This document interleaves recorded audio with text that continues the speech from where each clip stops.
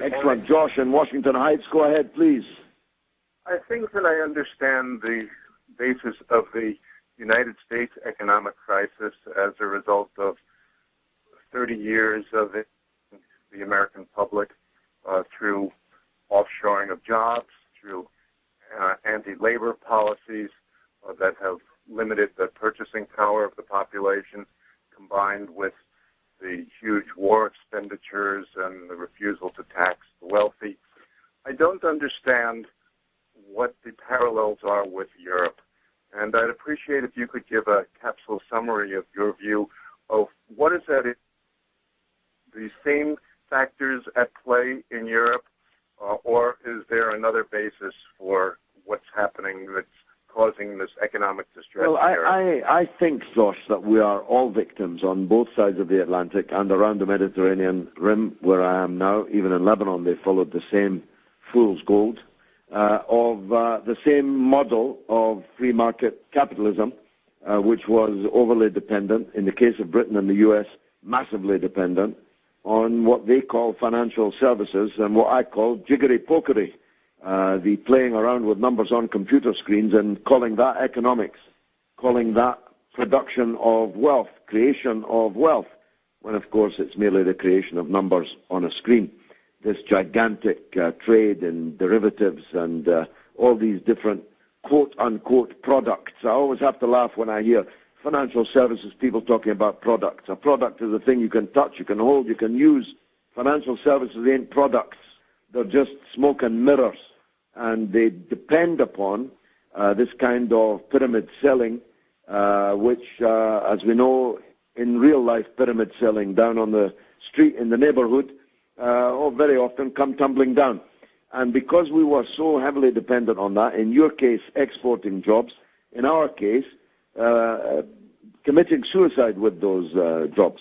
When Mrs. Thatcher came to power in England in 1979, she was an early practitioner, if you like, a harbinger of Ronald Reagan's voodoo economics, as George Bush I called them. And these voodoo economics required Britain to systematically commit industrial suicide. And we destroyed our own industrial base so as to export capital in financial services and in property and other unproductive parts of the economy, whilst closing down the manufacturing sector. And Britain lost 1/3 almost, of its industrial capacity in the 17 years that Thatcherism ruled in our country. And those 17 years were followed by another 10 years in which Thatcherism by another name was implemented by a party still calling itself Labour, but actually being the antithesis of Labour. So, in my opinion, the model is so profoundly flawed that we need to go back to square one. The second reason is debt. On a personal level, the British are the most indebted nation in the whole world. The British have more credit card debt, which they pay at about 30% interest, by the way, than anybody else in Europe, and I expect more than North America also.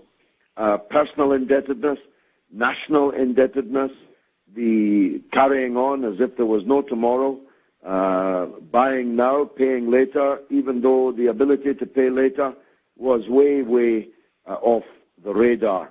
And that because we had grown to worship things, grown to believe that buying and acquiring more and more things would make us happy. And in fact, it didn't make us happy at all. And now that the credit card bill has come in, we're just about the most miserable people on the earth. Thirdly, in the Eurozone, and Britain's not in the Eurozone, of course, this is all compounded by the first two conditions obtained, but it's all compounded by the foolish attempt to create a single currency in a widely divergent economic zone, so that a country like Bulgaria or Slovakia, which has an extremely different, and one would argue more antiquated, old-fashioned economy than, say, Germany, Germany in particular, to have the same currency in both these countries, operating in both these countries, with a European Central Bank which follows the voodoo economics mantra to the limit, was always doomed to failure. Greece is the obvious example. The Greek economy just is not in the same universe as the German economy, and yet they're employing the same currency and governed by the same central bank. And of course, the failure in the Eurozone to harmonize their tax and spend policy, which is inevitable given some countries are very rich and some countries are quite poor in the Eurozone, meant that this was an accident waiting to happen. And it's all coming tumbling down. Greece will virtually certainly exit from the Euro in the next few weeks. And it's very unlikely, in my opinion, that Spain will not collapse similarly. They've just had a 100 billion euro loan bailout, we would call it. The Spanish don't like to call it that because of reasons of pride. But that will not be enough, because once the domino falls, I think the Spanish, then Portuguese, then Italian dominoes become very precarious indeed. And so the most likely outcome, by the end of this year, by maybe this time next year, there will be two zones in Europe. There will be the inner core of the European Union who will still be using the euro, and the outer core, the Mediterranean countries and others, I predict, will be outside of the euro. And that will have very, very profound implications. And it will cause mass unemployment in the peripheral countries. Those in the inner core will probably suffer something similar. And of course, if Europe is slumping, not just in recession, but slumping into depression, that will have its impact across the Atlantic in North America. So I say that people should not underestimate the gravity of the state of the capitalist system today, and therefore should not be surprised if quite dramatic political developments happen in Europe. And they might be good, those developments, or they might be bad. They might be progressive, or they might be fascistic. You may be watching the situation in Greece, where a fascist, overtly fascist party, which gives Hitler salutes and wears Hitler-type uniforms and has an emblem that looks very much like the swastika, are on the rampage in Greece. One of their members of parliament, no less, threw water in the face of a socialist member of parliament on national television just the other day, and then punched another member of parliament, both of them women, by the way, punched her, not once but twice, on national television, and then ran away. And they have just issued a statement that they're going to raid the Greek hospitals looking for immigrants to drag them out of their beds, because they cannot accept that immigrants should be being treated in the health service in Greece. So we mustn't imagine that progressive is necessarily the default position that will emerge in these economic conditions. Sorry for the long answer, Josh. I hope it helped.